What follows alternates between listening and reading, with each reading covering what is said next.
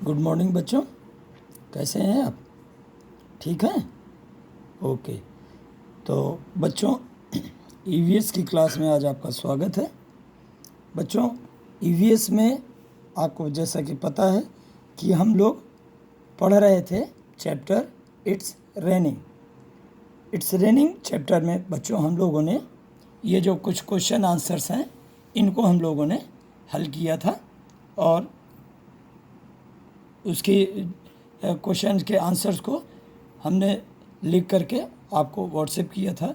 उम्मीद है आप लोगों ने उसको अपनी ईवीएस की कॉपी में लिख भी लिया होगा। ठीक है, तो ये पेज नंबर 58 पर क्वेश्चन आंसर थे। अब हम इसके आगे कंटिन्यू करते हैं।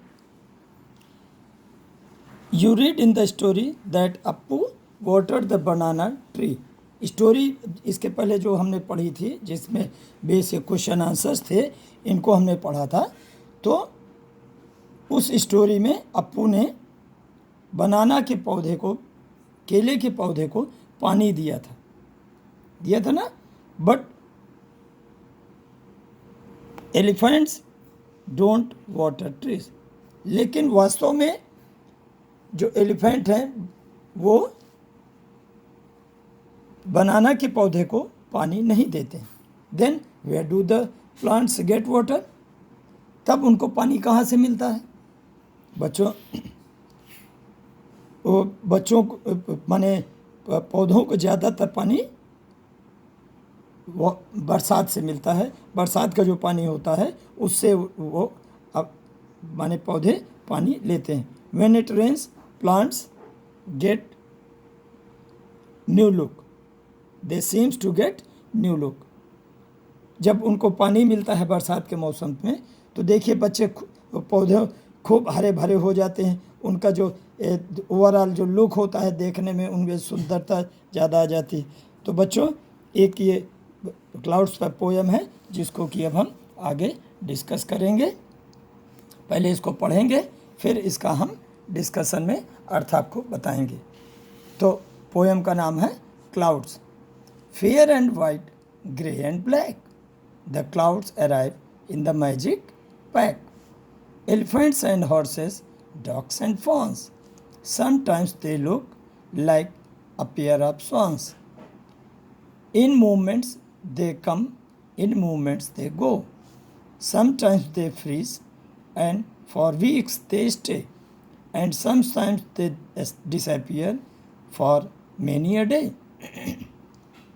Sometimes they pour, sometimes they thunder, spreading the colors in a rainbow of wonder.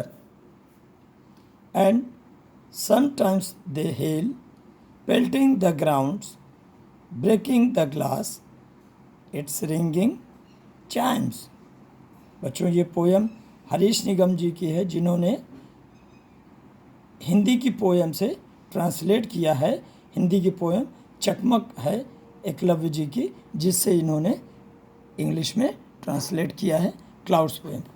अब बच्चों इसके अर्थ को समझते हैं। Fair and white, grey and black.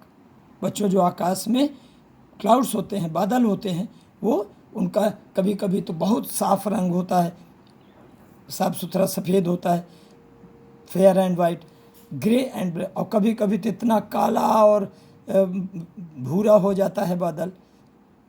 The clouds arrive in a magic pack.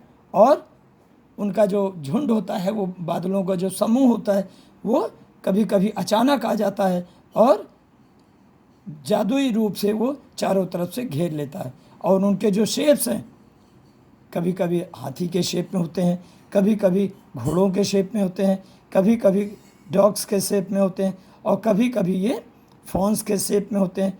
Fawns माने होता है बच्चों हिरन या दूसरे छोटे जो जानवर हैं रेंडियर, इनके बच्चों को फॉन्स बोलते हैं। तो like a pair of swans, swans means होता है हंस।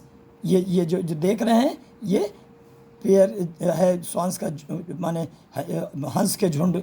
तो ये कभी कभी इस झुंड माने स्वांस के झुंड के रूप में दिखाई देते हैं।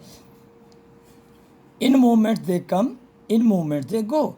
और कभी कभी थोड़ी देर में बादल आ जाते हैं और कभी कभी थोड़ी देर में वो बादल गायब भी हो जाते हैं। समटाइम्स दे फ्रीज, और कभी कभी वे इतना होता है कि वो जम जाते हैं।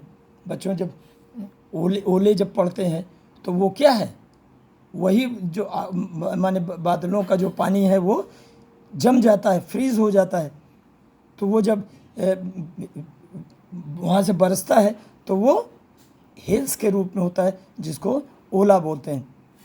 And for weeks they stay, और कभी कभी ये बादल हफ्तों रुके रह जाते हैं।